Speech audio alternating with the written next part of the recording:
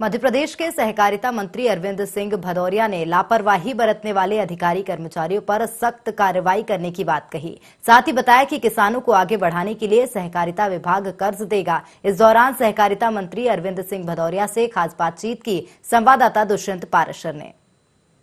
मध्य प्रदेश में किसानों की स्थिति को और बेहतर करने के लिए मध्य प्रदेश सरकार की भारत सरकार के साथ में योजना है और जिस तरीके से पूरी योजना है उसके लिए हम बात करेंगे डॉक्टर अरविंद सिंह भदौरिया से, सहकारिता मंत्री मध्य प्रदेश के। सर, क्या योजना है, किस तरीके से किसानों को और बेहतर लाभ मिल पाएगा किसानी से संबंधित? मैं किसान भाइयों को विनम्र निवेदन करना चाहता हूँ। आत्मनिर्भर भारत के तहत मध्य प्रदेश सरकार को माननीय प्रधानमंत्री नरेंद्र भाई मोदी जी की सरकार ने 7,400 करोड़ रुपए दिए हैं। उसमें हमारी पैक्स सोसाइटियां हैं, ऐसे 4,500 पैक्स सोसाइटियां हैं, कुछ मार्केटिंग सोसाइटियां हैं। इन सब के माध्यम से हम 200 लाख रुपए कोई सी भी यूनिट लगाने के लिए, कोल्ड स्टोरेज है, कई प्रकार के जैसे आलू के चिप्स बनाने की यूनिट है, आप जो है ना धनिया का पेस्ट बनाने की यूनिट है, मिर्ची का पेस्ट बनाने की यूनिट है, ऐसे कई, टमाटर का पेस्ट बनाने की यूनिट है, जो 2-3 रुपए किलो, 4 रुपए किलो पे फसल पे बिक जाता है। वही जो है ना जो खरीद के ले जाते हैं 200 से लेकर 2,000 रुपए किलो बेचते हैं, तो किसान क्यों ना कर सके। ऐसे यूनिट लगाने के लिए 200 लाख रुपए मात्र 1% के ब्याज पे मध्य प्रदेश की सरकार माननीय मुख्यमंत्री शिवराज सिंह चौहान के नेतृत्व में हम देने को तैयार हैं। आप प्लान करिए, इसके अलावा भी आप प्लान करिए, आप एफपीओ बनाइए, एफपीओ के माध्यम से भी हम आपको कर्जा देने को तैयार हैं मात्र 1% के ब्याज पे। तो ऐसे करके किसान अकेला खेती करे तो खेती के अलावा व्यापार भी करे, क्योंकि वही किसान का आलू 2 रुपए किलो का 200 रुपए किलो जाके बिकता जाके मार्केट में। मेरी इच्छा है कि वो किसान 2 रुपए का आलू क्यों ना 100 रुपए 150 रुपए किलो में बेचे जाके। तो मोदी सरकार की मंशा और मध्य प्रदेश के मुख्यमंत्री शिवराज सिंह चौहान की मंशा यह है कि किसान आत्मनिर्भर खड़ा हो। किसान जो है ना आत्मनिर्भर खड़ा होगा तो भारत आत्मनिर्भर खड़ा होगा, बगैर किसान के खड़े हुए नहीं खड़े हो सकते। इसलिए किसान भाइयों से मैं विनम्र आग्रह करना चाहता हूँ, सहकारिता विभाग की पैक्स सोसाइटियों के माध्यम से ऐसे में 56 प्रकार के प्रोजेक्ट हैं।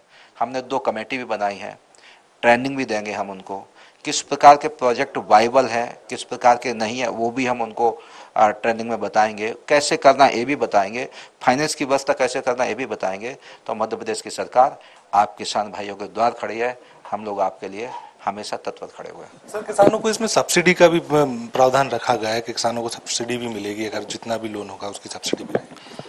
ऐसे कई योजनाएं हैं। मेरा कहना है जैसे ये वेयर हाउस बनाते हैं, अभी कई प्रकार का अनाज हमारे विभाग के द्वारा उपार्जन किया गया, गेहूं देश में 1 नंबर हमने किया है। अब स्टोरेज करना है तो कोल्ड स्टोर भी बनाते हैं, जैसे आलू विलू रखना है, फिर हमारे वेयर हाउस वगैरह बनाते हैं, तो उसमें बड़ी सब्सिडी है। मेरा कहना कई उसमें तो 40%, 50%, 60% की सब्सिडीज है। ऐसे ट्रेनिंग के लिए हमने टीम बनाई है अधिकारियों की, उनके बीच में किसान भाई आएंगे तो उनको हम ट्रेनिंग कराएंगे। नीचे भी आने की जरूरत है, हम नीचे भी गांव में भी ट्रेनिंग करा के इनके द्वारा हम जो अधिकतम सहयोग हो सकता वो करेंगे, इसलिए किसान कभी मतलब नुकसान में ना चला जाए। तो इसलिए कई प्रकार के सरकार जो है ना सब्सिडी दे रही है। जैसे मात्र 1% पे हम 2 करोड़ रुपए दे रहे हैं। 1% पे मुझे लगता है हिंदुस्तान में नहीं दुनिया में कोई देने वाला नहीं है। तो ऐसे हम तैयार खड़े हैं, किसान भाइयों के साथ खड़े हैं। और मध्य प्रदेश वैसे भी शांति का टापू है। आपने जो उत्पादन किया, हिंदुस्तान नहीं, मुझे लगता दुनिया में इतना बड़ा मध्य प्रदेश का उपार्जन गेहूं का हुआ है उतना कहीं नहीं हुआ होगा कोरोना के संकट में। तो इसलिए किसान भाई आपके लिए ऋणी भी है मध्य प्रदेश सरकार, और आपके साथ भी खड़ी है। 7 लाख हेक्टेयर में सिंचाई करते थे, 42 लाख हेक्टेयर माननीय शिवराज सिंह चौहान मुख्यमंत्री महोदय ने आपके साथ खड़ा कर दिया। और सिंचाई के प्रोजेक्ट जो है ना नर्मदा जी पे इतने बड़े जो है ना, आगे मैं आज आपके बीच में कहना चाहता हूँ, माँ नर्मदा जी पे इतने काम जो है ना, उनका पानी जो माँ का पानी जो है, नर्मदा जी का जल जो है ना, किसान भाइयों को मुझे लगता है कि इतने बड़े हिंदुस्तान में कहीं प्रोजेक्ट शुरू होने वाले नहीं, अभी मध्य प्रदेश की सरकार करने वाली है।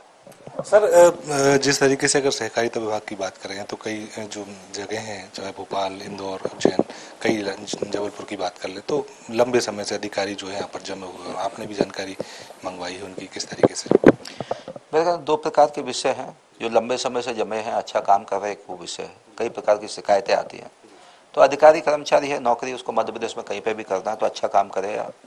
तो यही हमारा आग्रह भी, हमने जानकारी भी बुलाई है, क्योंकि कई काम पेंडिंग हो रहे हैं। जैसे हाउसिंग सोसाइटियाँ हैं, हाउसिंग सोसाइटियों में गरीब आदमी आता है, बड़े लोग तो अपने आप मकान बना लेते हैं, तो उनको प्लॉट मिलना चाहिए, समय पर प्लॉट मिलना चाहिए। कई लोग भी हमारे पास आ रहे हैं जिनको 10 साल से प्लॉट नहीं मिला, कई लोग हो सकते कह रहे कि लंबा समय हो गया, तो उनका सब अध्ययन कराएंगे। टेक्निकल क्या प्रॉब्लम है, कोई जुडिशली प्रॉब्लम है तो उसका समाधान कैसे जल्दी हो सकता है, इन सबको भी इंदौर हुआ, भोपाल हुआ, ग्वालियर हुआ, उज्जैन हुआ, जबलपुर हुआ, जो बड़े स्थान है और छोटे स्थानों पे भी, तो इस पे भी अध्ययन करा के जल्दी से जल्दी, मुझे लगता है महीने 2 महीने में भी हम हजारों की संख्या में जिनका हक है उनको प्लॉट दिलाएंगे।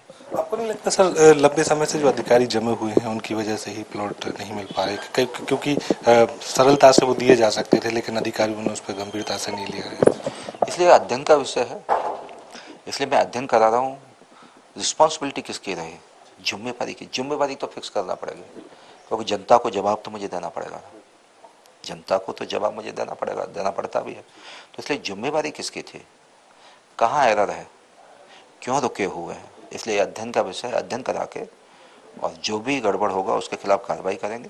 कई बार क्या होता है, लोग जुडिशली में चले जाते हैं तो उसका भी अध्ययन करेंगे, क्यों गए तो उसका समाधान कितने समय होना चाहिए, ये सब अध्ययन करा के एक टीम बना रहे हम। आज भी हम बैठेंगे, आज हम PS के साथ भी बैठने वाले हैं बल्लभ भवन में।